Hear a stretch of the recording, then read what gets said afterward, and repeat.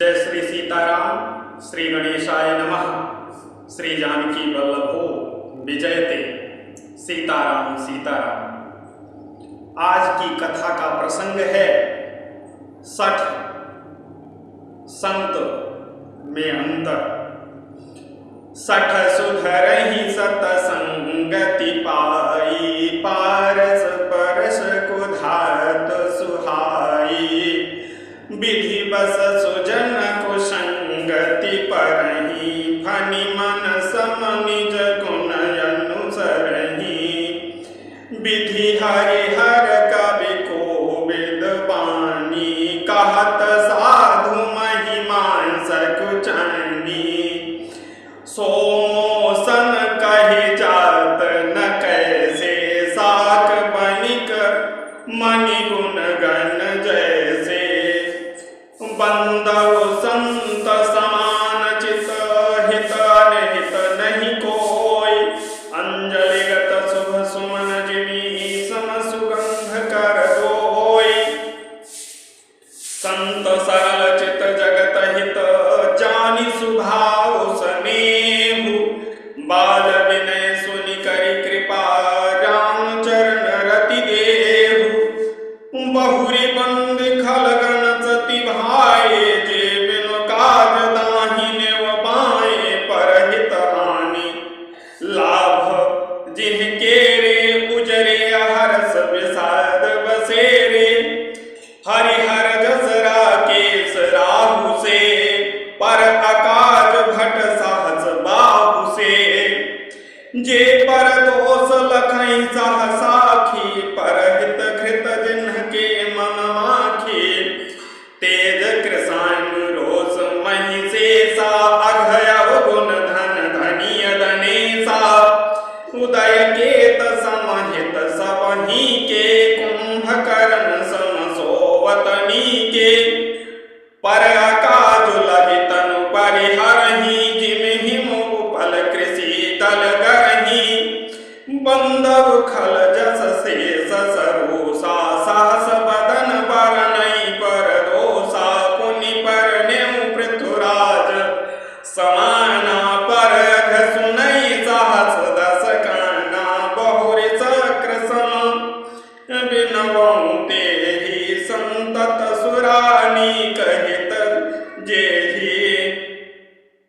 बचन बच देहि सदा पियारा, बचन बच देहि सदा पियारा। साहस नयन पर दोष निहारा। उदासीन अरिमित हित, सुनत जरहि खल रीति। जानि पानि जुग जोरि जन, विनती करें सप्रीति। गोस्वामी तुलसीदास जी कहते हैं, दुष्ट भी सतसंगति पाकर सुधर जाते हैं। जैसे पारस के स्पर्श से लोहा सुहावना हो जाता है, सुंदर सोना बन जाता है, अर्थात सुवर्ण के समान हो जाता है। किंतु दैव योग से यदि कभी सज्जन कुसंगति में पड़ जाते हैं, तो वे वहां भी सांप की मणि के समान अपने गुणों का ही अनुसरण करते हैं।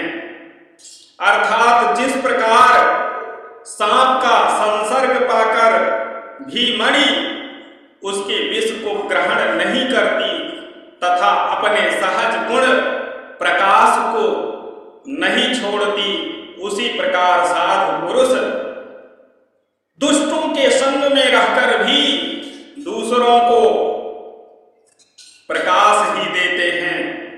दुष्टों का उन पर कोई प्रभाव नहीं पड़ता है। सज्जन पुरुष संत पुरुष समाज का हित ही करते हैं, ज्ञान का प्रकाश ही बांटते हैं। वे जहां रहते हैं शुभ ही होता है, और असज्जन जहां होते हैं वहां शुभ होते हुए भी अशुभ होने की आशंका होती है, अशुभ हो ही जाता है। इसलिए ब्रह्मा विष्णु शिव कवि और पंडितों की वाणी भी संत महिमा का वर्णन करने में सकुचाती है, वह मुझसे किस प्रकार नहीं कही जाती। जैसे साग तरकारी बेचने वाले से मणियों के गुण समूह नहीं कहा जा सकता, नहीं कहे जा सकते, क्योंकि मणियों का मूल्य जो होता है वह जौहरी ही जान सकता है, जो उसकी परख रखता है। और ज्ञानी का मूल्य विद्वान ही जान सकता है, अज्ञानी का मूल्य गुरु जान सकता है। विद्यार्थी में कितनी शक्ति है वह गुरु पहचान जाता है और तद अनुरूप कार्य करता है। मैं संतों को प्रणाम करता हूं जिनके चित्त में समता है, जिनका ना कोई मित्र है और ना कोई शत्रु है। जैसे अंजलि में रखे हुए सुंदर फूल जिस हाथ में होते हैं, वह फूलों को जिस हाथ ने फूलों को तोड़ा और जिसने उनको रखा है, उन दोनों को ही सुगंधित करते हैं समान रूप से। वैसे ही संत शत्रु और मित्र दोनों का ही समान रूप से कल्याण ही करते हैं। इसलिए संत जो होते हैं वे सर्वदा पूजनीय हैं और जो सठ हैं वे सठ सुधरे सत संगति पाए। सठ जो होते हैं, दुष्ट जो होते हैं, वे सत अर्थात सज्जनों की संगति पाकर के सुधर जाते हैं। इसलिए संत सरल हृदय और जगत के हितकारी होते हैं। उनके ऐसे स्वभाव और स्नेह को जानकर मैं विनय करता हूं।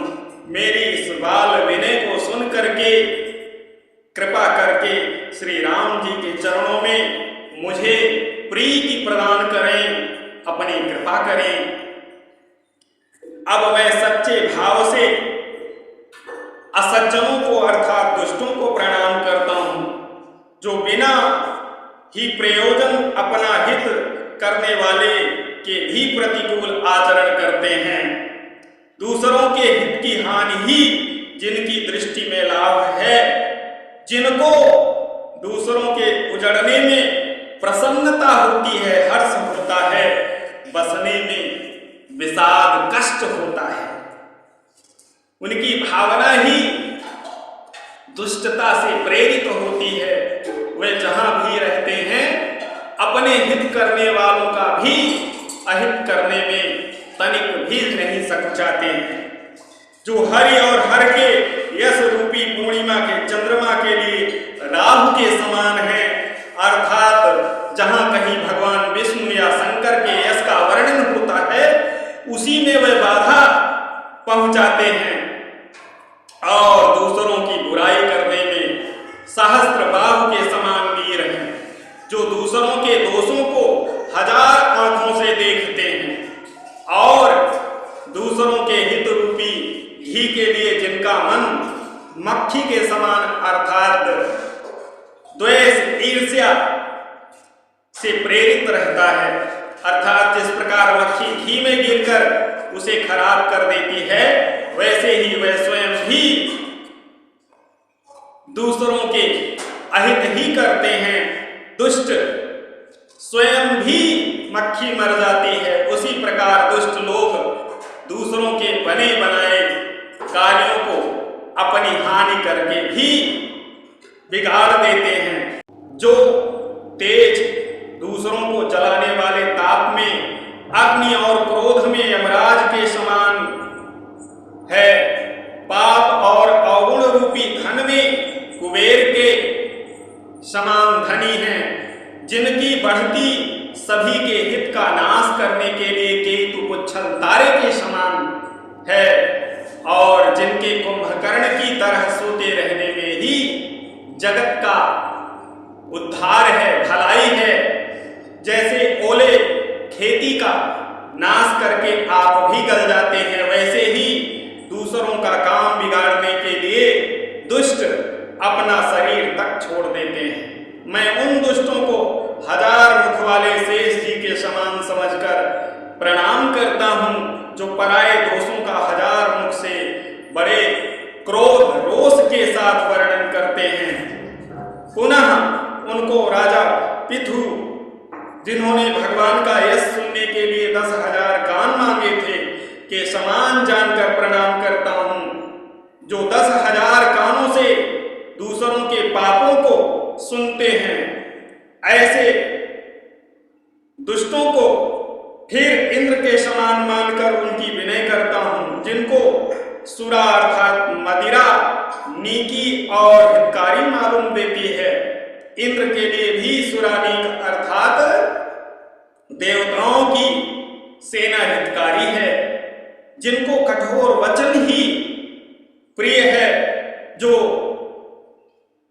कठोर वचन रूपी वज्र जिनको सदा प्यारा लगता है, और जो 1000 आंखों से दूसरों के दोषों को देखते हैं। ऐसे दुष्टों को हम विनम्रता के साथ प्रणाम करते हैं कि वे हमारी भलाई करें।